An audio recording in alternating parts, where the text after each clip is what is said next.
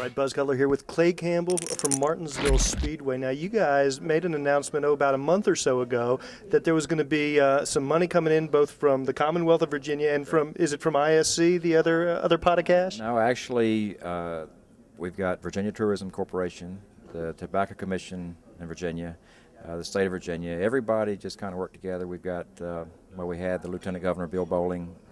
He pretty much spearheaded the effort to find some resources and bring in some money. And it's a $1.5 million, actually more than that, but the 1.5 in cash. And then VDOT, Virginia Department of Transportation, is working on doing some improving of the road system around the Speedway. So everything was about 2.1. Martinsville Speedway will match the 1.5 going forward for a $3 million total capital outlay.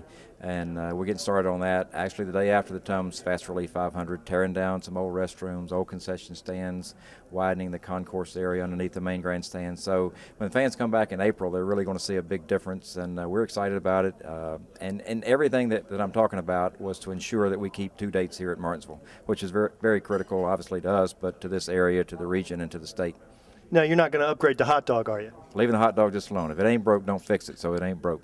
Excellent. Now, you say, obviously there have been rumors for years, it probably comes up every year that Martinsville's going to lose a date here, lose a date there.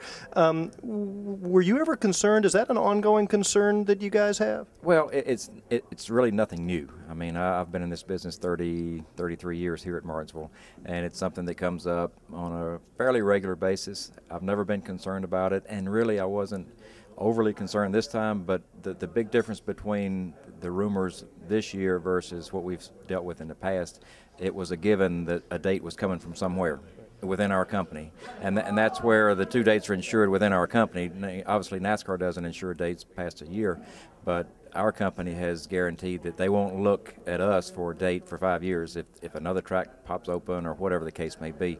But yeah, this time a date was going from one of our sister tracks to Kansas, and that could have been us. Somebody said, how close were you? I said, well, we were mentioned, so that's close enough. So. Yeah, closer than you want. Now, you mentioned some upgrades in terms of the restrooms. Can you give us just the laundry list of what fans can expect to be different when they come back in April? Well, that's the biggest thing. Underneath the main grandstand, the Blue Ridge Tower on the front stretch, we'll have new restrooms, modern facilities, much larger than what we've got. Concession stands, they'll just see a big difference there. And really everything that we're doing is just to enhance the fan experience. Everything we do basically is to enhance that fan experience, because the way I look at it, when a fan comes to Martinsville and when he leaves at the end of the day, he's going to have a memory, and it's either going to be a good one or a bad one, and if it's a bad one, somewhere along the line we fail. So we try to do everything we can to keep the fans coming back, because obviously they're the reason we're here. Now, we've talked a lot to drivers and crew chiefs and the actual competitors about how their approach may have changed because of the chase. As a track operator with a date in the chase, does it change the way you approach that weekend because it's a, quote, playoff race? In a sense, but really everything outside of our boundaries takes care of it without us even doing it. So we don't, our spring race is just as important to us as the fall race. Our Goodies 500 in the spring is no different than the Tums 500 in the fall. It's just the Tums Fast Relief 500s and the Chase, and the spring one is not. But, we don't approach it any different.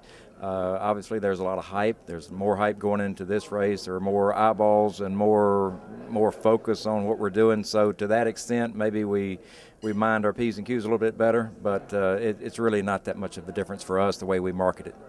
Now, you mentioned that a lot of the funding for these capital improvements is coming from the Commonwealth of Virginia. I think NASCAR is unique in that you have places like Martinsville, Virginia, and Bristol, Tennessee, and Darlington, South Carolina, not necessarily major metropolitan areas hosting these major events. What is the importance that Martinsville Speedway plays in terms of the economy of this part of Virginia? Well, just these 2 Cup events alone, not counting everything else that we do, but the 2 Cup events alone to the state of Virginia bring in $170 million.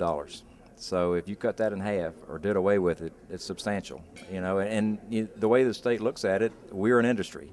We're a sporting entertainment business, but it's still an industry, and that's a lot of money that we can't afford to see go by the wayside. Obviously, everybody's struggling to keep jobs in the area, to keep money flowing, so that's good for us. And it's incumbent upon us to do everything that we can to keep growing And I think we've done a good job over the years growing the facility, doing what we need to do to keep those dates here.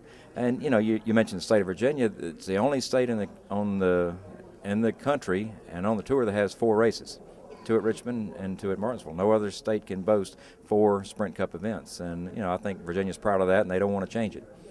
Absolutely. Now, do you feel like, because Martinsville is the oldest track that is still on the circuit, do you feel like sort of this tension between wanting to move forward and modernize versus honoring the tradition of where Martinsville came from? Well, I think there's a good balance between, you know, the past, the present, and the future. And if you look at an old picture of Martinsville when it was formed back in 1947 and you overlay it to what we have now, the track itself has not changed one iota. It's the same shape, same size, everything's exactly where it is.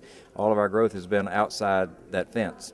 And you know, we can still maintain the integrity of the history of Martinsville and still continue to grow and progress and bring in the modern amenities that fans are accustomed to today and quite frankly they expect. Excellent. Well, it's certainly one of my favorite tracks on the circuit. I appreciate you taking the time to talk to us. Clay Campbell from Martinsville Speedway. Rowdy.com. Say it like it is. Say what like it is? Rowdy.com.